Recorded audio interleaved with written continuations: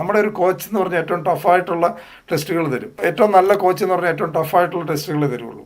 അപ്പം നമ്മുടെ കോച്ച് എന്ന് പറയുന്ന സൃഷ്ടാവിനെ നമ്മൾ വിശ്വസിക്കുന്നുണ്ടെങ്കിൽ ആ സൃഷ്ടാവ് നമുക്ക് തന്നിരിക്കുന്ന എല്ലാ പരീക്ഷണങ്ങളും ഏറ്റവും ബെസ്റ്റ് ട്രെയിനിങ് ആണെന്ന് വിചാരിക്കുക. അത് മുഴുവൻ നാളെ നിങ്ങൾക്ക് എൻകാഷ് ചെയ്യാൻ പറ്റുന്നതാണ്.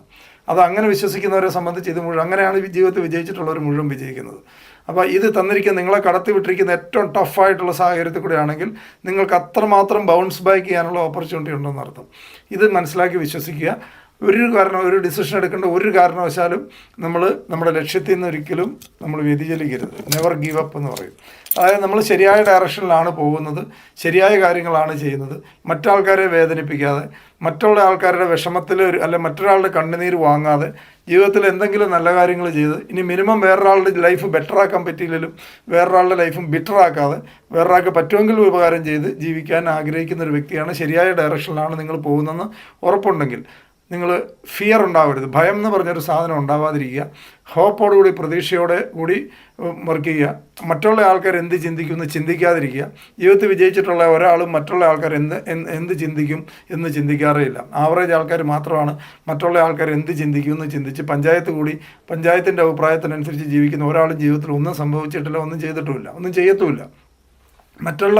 നമ്മൾ ചെയ്യുന്നത് ശരിയാണ്, നമ്മൾ ചെയ്യുന്നതിൽ ബോധ്യം ഉണ്ടാവുക, അത് ശരിയായ രീതിയിലാണ്, ശരിയായ ഡയറക്ഷനിലാണെന്ന് ബോധ്യം ഉണ്ടെന്നുണ്ടെങ്കിൽ നമ്മൾ അതിൽ വിശ്വസിച്ച് 100% അതിൽ വിശ്വസിച്ച് നമ്മൾ ഇടയ്ക്ക് വെച്ച് സ്കിപ്പാവാതെ നമ്മൾ ഗിവപ്പ് ഉപേക്ഷിക്കാതെ ഒരിക്കലും നമ്മുടെ ലക്ഷ്യത്തിൽ നിന്ന് വ്യതിചലിക്കാതെ കഠിനാധ്വാനം ചെയ്യുന്ന ആൾക്കാർക്ക് ജീവിതത്തിൽ ഒന്നല്ലെങ്കിൽ നാളെ അല്ലെങ്കിൽ ലേറ്റായിട്ട് ആണെങ്കിലും നമുക്ക് സക്സസ് ഉണ്ടാകും. ഡിലേയിങ് ഈസ് നോട്ട് ഡിനേയിങ് എന്ന് പറയും.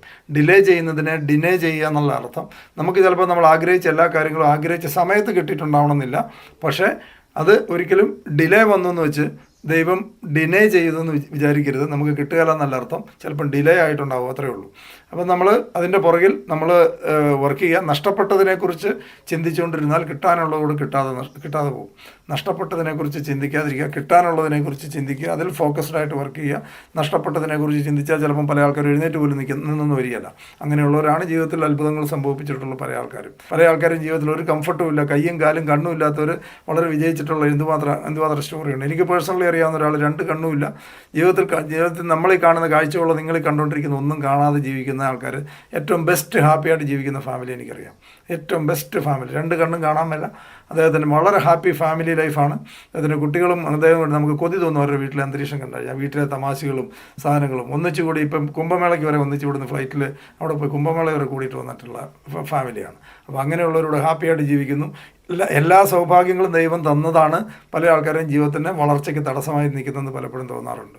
അപ്പോൾ ദൈവത്തിന് ആദ്യം നമ്മൾക്ക് തന്നിട്ടുള്ള എല്ലാ സൗഭാഗ്യങ്ങൾക്കും രാവിലെ എഴുന്നേറ്റ് നന്ദി പറഞ്ഞൊരു ദിവസം തുടങ്ങുക. നമുക്കിന്ന് എഴുന്നേക്കാൻ പറ്റി, നമുക്ക് കണ്ണുണ്ട്, കൈയുണ്ട്, കാലുണ്ട്, നമുക്കിത് കേൾക്കാൻ പറ്റുന്നുണ്ട്, നല്ല സമയത്ത് ജനിക്കാൻ പറ്റി, ഏറ്റവും ബെസ്റ്റ്, അതായത് ഏറ്റവും ബെസ്റ്റ് സമയത്തുകൂടെ നമുക്ക് ജീവിക്കാം. കാരണം നമ്മുടെ പഴയ തലമുറയ്ക്ക് എന്തുമാത്രം കഷ്ടപ്പെട്ടൊരു ഫോൺ പോലും ഇല്ല, കിലോമീറ്റർ നടന്ന് കഷ്ടപ്പെട്ട്, ആശുപത്രിയില്ല, ചികിത്സിക്കാൻ ആളില്ല, പറഞ്ഞു തരാൻ ആളില്ല, കമ്മ്യൂണിക്കേഷൻ സിസ്റ്റം ഇല്ലാത്ത കാലത്ത് ജീവിച്ച നമ്മുടെ കഴിഞ്ഞ തലമുറയും ഇന്നത്തെ തലമുറ എന്ന് പറയുന്നത് കംഫർട്ടിൻ്റെ പുറത്ത് കിടന്ന് ഉറങ്ങുന്ന ഇന്നത്തെ തലമുറ. ഈ കാലത്തൊക്കെ നമുക്ക് ജീവിക്കാൻ പറ്റിയെന്നുള്ളത് നമ്മൾ നന്ദി പറഞ്ഞ് നമുക്ക് ഓരോ ദിവസം തുടങ്ങുക.